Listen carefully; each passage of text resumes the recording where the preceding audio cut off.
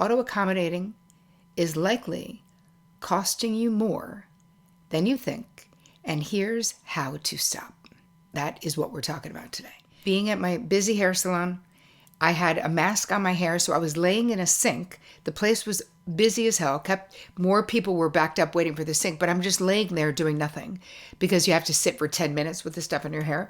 And the more people that were waiting, the more anxious I was becoming, until I got to the point where I couldn't take it, and I raised my hand and I was like, oh, hey, I called the assistant over being like, hey, I could move. And she was like, yeah, you don't need to though. Like, we're fine. We've got it covered. And that's when I realized that there's a cost to auto-accommodating, and that wasn't the only situation that I would do it in, right? Every time I was out in public, I was sort of always scanning the same way that I had been in my life when I was younger for problems to solve, so to speak. So if any of this you're identifying with, you have chosen the right episode to listen to. We don't want to look at this as like, it's not a bad habit, right? This is a behavioral pattern is what we're talking about.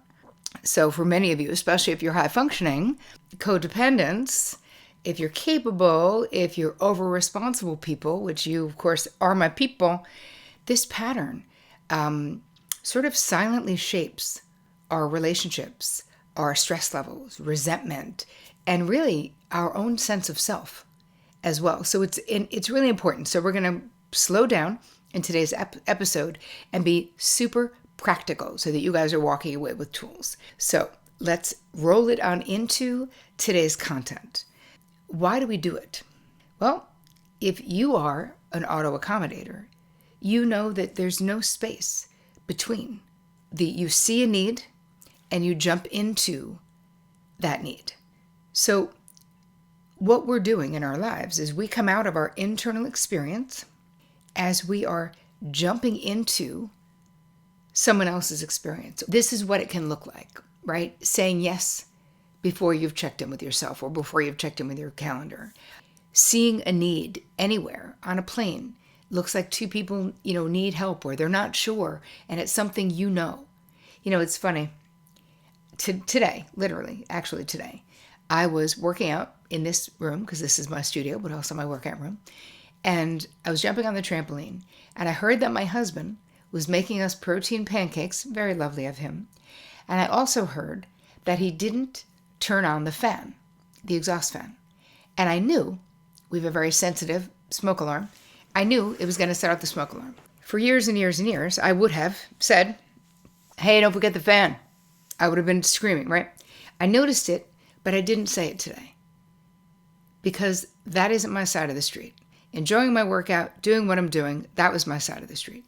Who cares? If the alarm goes off, as long as the house isn't on fire, we're fine. The alarm went off. He turned it off. It was no big deal. And I didn't need to say, I knew that was going to happen. I didn't need to be involved at all. And that's the freedom that comes from sort of moving away from the auto-accommodating. So there's two ways that we do it. We do it sort of in the public, and we do it in our relationships. So that's when we agree before we even know if we can do the thing, right? That's sort of like the auto yes. Most of the time, and here's the important piece, we are not even conscious that we're doing it. It is so automatic. So you're not consciously choosing it. I certainly was not consciously choosing it. I really wasn't. It was like a compulsion that I couldn't not do, that I couldn't stop doing. So what happens? It happens so quickly. And you've been doing it, many of you, probably the same as I was for a very long time. It almost feels like a part of our identity, right? I'm just a helpful, nice, loving, lovely person, right? That's what I like to think of myself. Like, this is who I am. But the truth is, it's really not who we are. It's what we learned. And that is a really important distinction to think about, right? Because what we learned, we come from this early relational conditioning where maybe you learned that being easy made you more lovable, or being helpful made you safer, depending on the family of origin that you grew up in. Maybe anticipating other people's needs prevented conflict, so you got good at that. So this is like life school, you guys. We all learn different things from our families of origin and the homes that we grew up in. So our nervous systems get adjusted to this, right?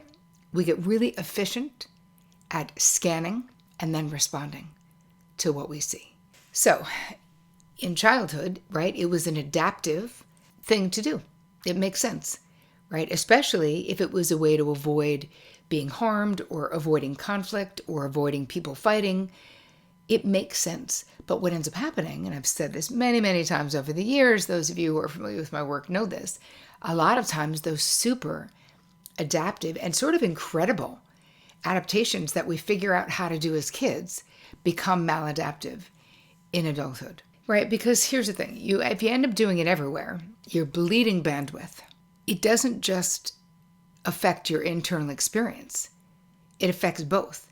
It impacts your internal experience and it impacts your external behavior. So we're involving other people. It's not just us, right? When inside you're exhausted, like what could I have been doing? This is what I talk about when I talk about the salon story, is that what productive thing could I have been doing instead of what I was doing? I was worrying about the flow of the sink traffic in my salon. Now, was that my side of the street? Of course not. And what did it cost me? You may say, well, that's a silly example. It didn't cost you much. It was only in the moment. Like what? What does it matter? Here's the thing. It did cost me something then. And the years and years of doing it before that also costed me things. So what did it cost me then was, what could I have been doing? Meditating, closing my eyes, resting my exhausted brain. I could have called my mom. I could have been listening to a podcast. I could have listened to music. But instead, I was fretting something that wasn't mine to fret.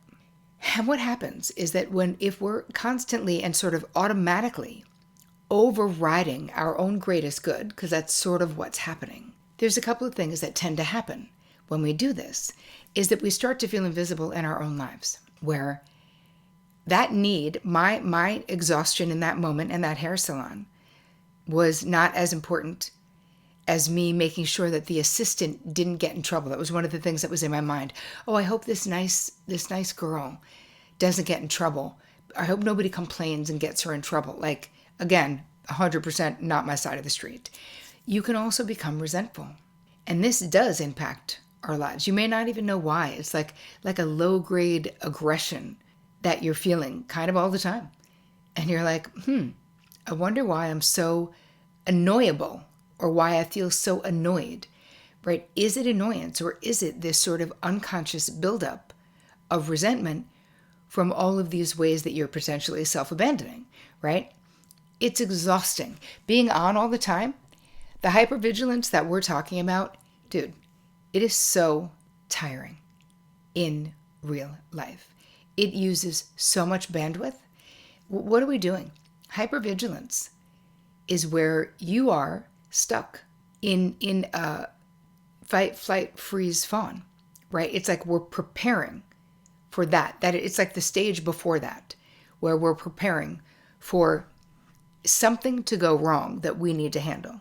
And the truth is, you might even feel disconnected from what you want for yourself, because for so many years I was personally so externally focused on other people. I really sincerely thought, if the people in my life are happy and okay, especially in my primary relationship, then I'm happy and okay.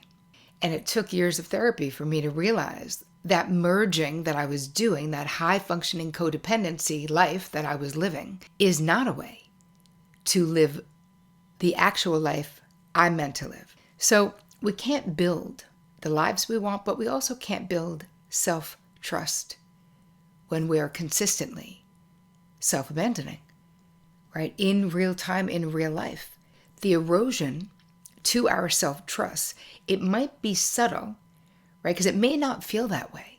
But when you start to accumulate these experiences where you realize I'm auto-accommodating my relationships, my friendships, my parents, my employer, and then the world, it's all built on your self-abandonment, because all of those things, they can't be best for other people and best for you at all times. Sometimes there really are things that are win-win, and I'm not talking about them.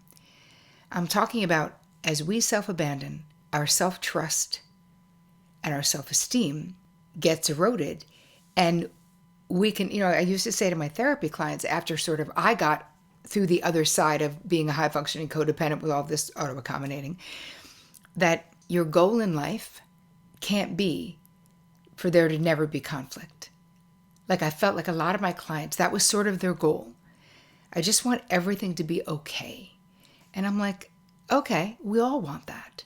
But the bar has to be higher than that for your one and only amazing life, right? Don't we want the bar to be higher than that? I think that we do. And how will you know your boundaries, or as I call them, your preferences, limits, and deal breakers, if you're so outwardly focused on people pleasing and controlling? Because think about, listen, auto-accommodating is a part of being codependent. So, and I think high functioning codependent, because you have to have a lot of bandwidth to do this. So what I always say about codependency, whether it is garden variety codependency that Melody Beatty talked about in Codependent No More, or the kind that Terri Cole originated in her book Too Much, which is me, at its core, at its foundation, it is a covert or overt bid or attempt to control other people's feelings, outcomes, situations, right? Think about that.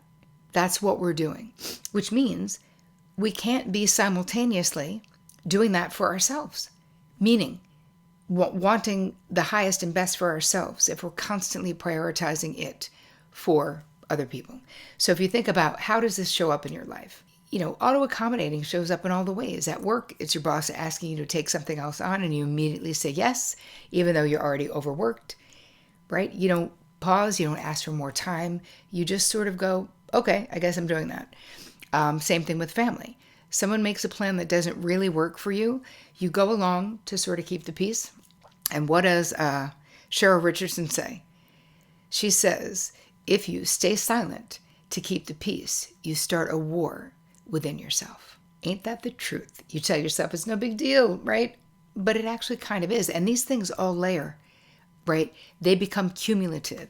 In friendships, you're the one who always adjusts the time or the place or the planner. You're always the one who's figuring out who owes what on the bill, right? You're very flexible. But a lot of times we end up attracting people who are less flexible, who have that expectation of us, who are not, it's not reciprocal, right? And in romantic relationships, right? We downplay our needs sort of in all areas, right? It's fine. It's fine. It's fine. And that's like the favorite, refrain from many people in relationships that are afraid of taking up space. If your response is immediate, if you are reacting instead of responding, right? If you haven't checked in with yourself, there's a good chance, whatever that situation is, you're auto-accommodating. So it's hard to stop. We understand this. So much of it has to do with childhood stuff. But the question is, what can you do? In the beginning, you're going to have lack of practice. You don't know how to do this. Listen, I teach it to you in all my books, in my courses. Join my community. Terri Cole, it's terricole.com/TCM. We meet weekly. We talk all about this stuff. But in the meantime, I want to give you something that I will give to you in the guide, how you can start breaking the habit. Go to terricole.com/guide, and you will find it there. We have to build in the pause, right? We have to take a break. We have to not give immediate responses. That's the only way, right? So this is going to be step one. Always, no matter what is happening, no matter what you're seeing out in the wild, no matter what someone has asked you, step one is pause, right? You don't have to have the perfect words. You just need to interrupt, right? As I always talk about, stopping the auto yes. So how do we do that? Pausing and simply saying, let me check and I'll get back. That's it. Let me check and I'll get back. That one sentence can change what's happening in your life, in your work life, in your social life. Let me check, because it is so much easier to go back and give an authentic no when you haven't already given a reactive yes. The second thing that you can do is start really checking in with your body, right? Your body, so much of the time, right? This wise God pod, it knows the answer before you do. So someone's asking you something, You pause, and then you ask, am I feeling something somewhere? Is there a constriction? Do you feel resistance? Did your stomach just drop? This matters because your body is so wise. I don't want you don't have to change anything, just notice, right? And you don't have to justify to anyone what you're saying yes or no to. If you decide that you want to stop auto-accommodating, first of all, it's the best thing that you can do for your relationships and for yourself. You'll be way less resentful, and people will actually know you. But we want to be able to do it in a clear and concise way, right? You don't need long explanations. We don't need to over-apologize. It could be as simple as, I'm not available for that. That doesn't work for me. I can't take that on right now. That's it. The end. Remember, no dissertation on why you're saying no.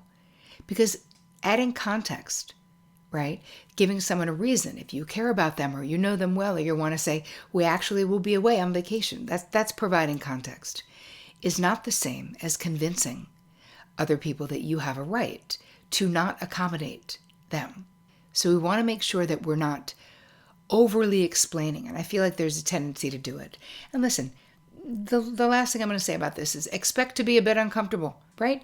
This is a new behavior that you are doing in your life. It's okay to be a little uncomfortable. If you're used to auto-accommodating, changing it will feel uncomfortable. And part of the growth process and the evolutionary process for you psychologically is we've got to flex the muscle of just being uncomfortable. Is okay. And here's the thing, being uncomfortable does not mean abort the mission. It does not mean that something is wrong. It just means you're not used to doing this and you're figuring out, like you're creating new neural pathways in your brain. When you do this, I want you to watch your resentment shift. Things will change. You will have less resentment, more clarity, more energy, because you're not constantly like overriding your gut instinct or sort of self-abandoning. So if you recognize yourself in any of this, and you're going to take one thing away from today's episode, you don't have to keep abandoning yourself in small, socially acceptable ways. These small moments matter. They add up. And learning to pause, check in, and respond from your actual truth, which is what we were talking about today, is one of the most powerful shifts that you can make to really become self-determined in your life. So we're just starting small. One pause, one honest answer, right? One moment of not abandoning yourself after the next moment of not abandoning yourself. So if this added value to your life, I would love to hear from you. If you like this style of learning or this style of teaching, please join my community, terricole.com/TCM. You are welcome. It is a group of like-hearted, like-minded women. It is a soft place to land in a hard world. So I hope you guys have the most amazing week. I would love to see you in TCM. And as always, take care of you.